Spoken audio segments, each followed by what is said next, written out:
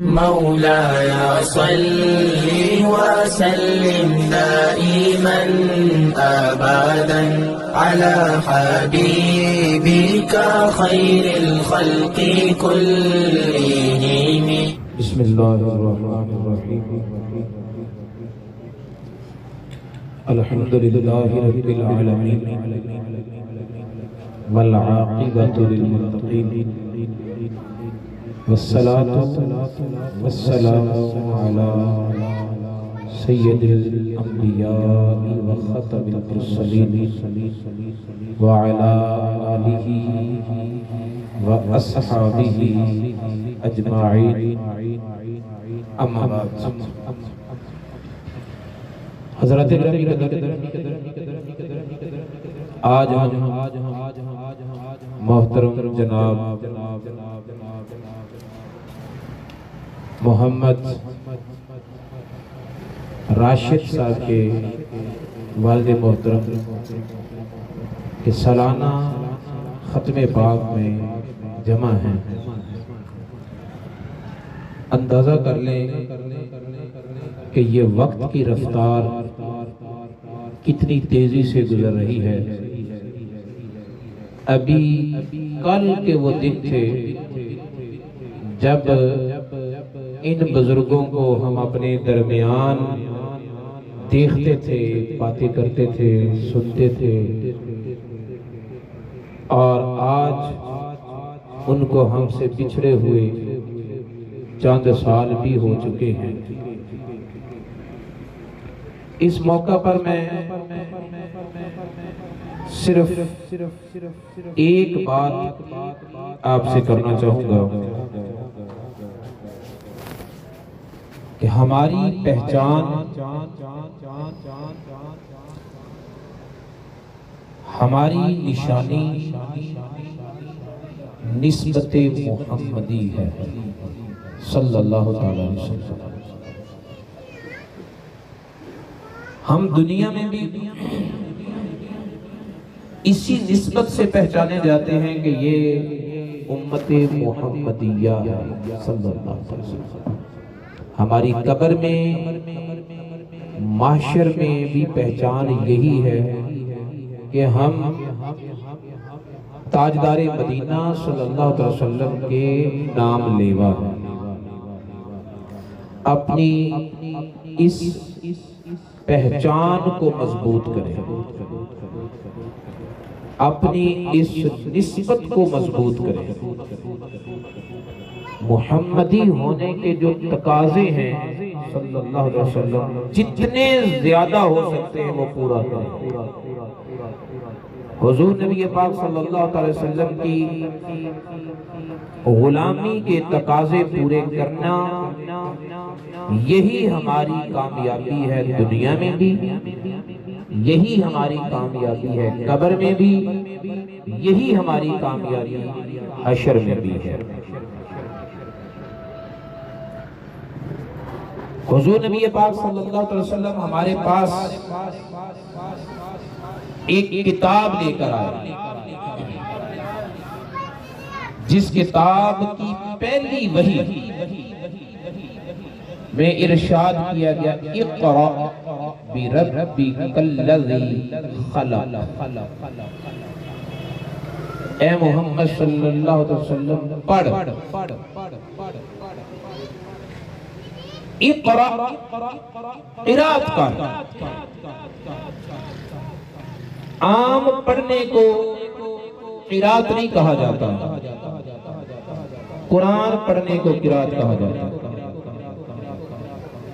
سب سے پہلا حکم جو اللہ تعالیٰ نے ہمارے نبی کو دیا وہ قرآن پڑھنے کا حکم ہے، اس کو سیکھنے کا حکم ہے.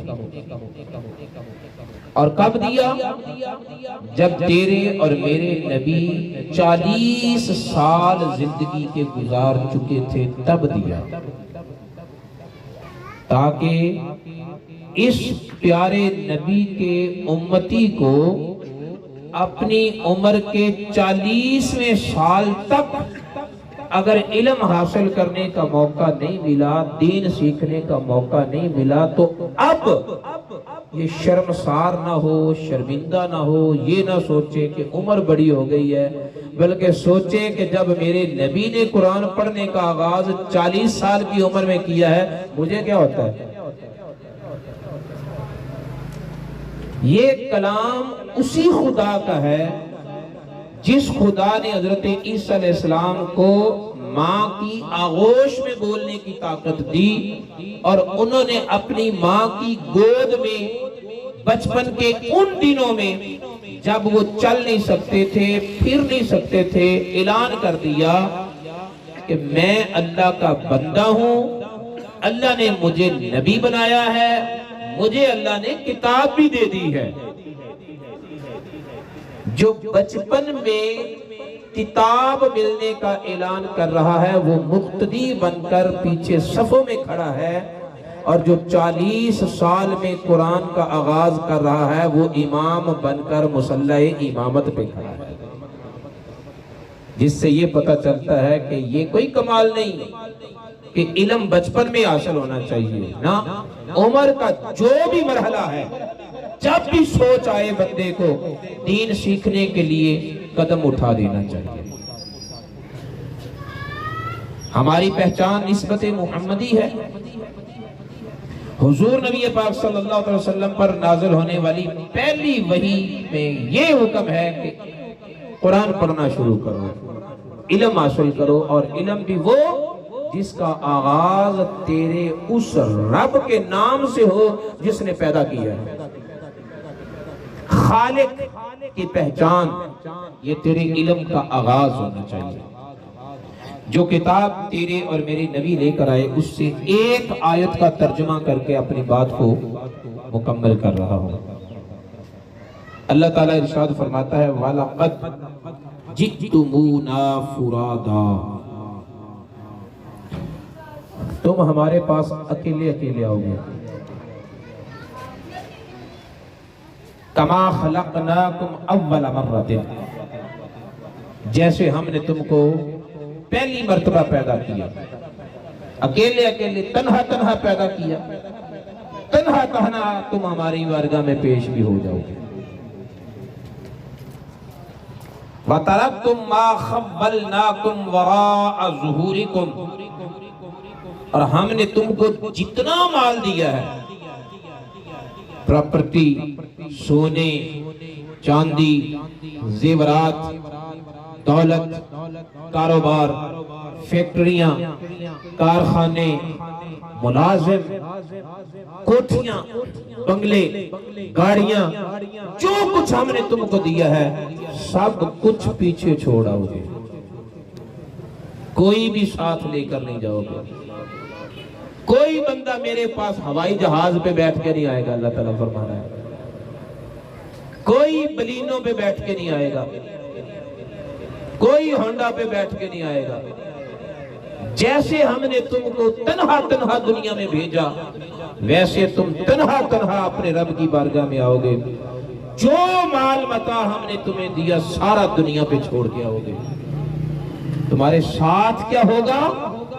تمہارے عمل، تمہاری نیکیاں، تمہارے اچھے کام، قرآن کی تلاوت، نماز کے سجدے، اللہ کے گھر کا طواف، پیارے حبیب پر پڑا ہوا درود و سلام، کسی غریب کی ہوئی مدد، کسی بھوکے کو کھلایا ہوا کھانا، کسی پیاسے کو پلایا ہوا پانی، کسی دکھی کے ساتھ کی ہوئی ہمدردی، کسی ٹوٹے ہوئے کو دیا ہوا دلاسا، یہ کام تمہارے ساتھ آئیں گے اور دنیا کا سارا مال دنیا میں چھوڑ کر آؤ گے۔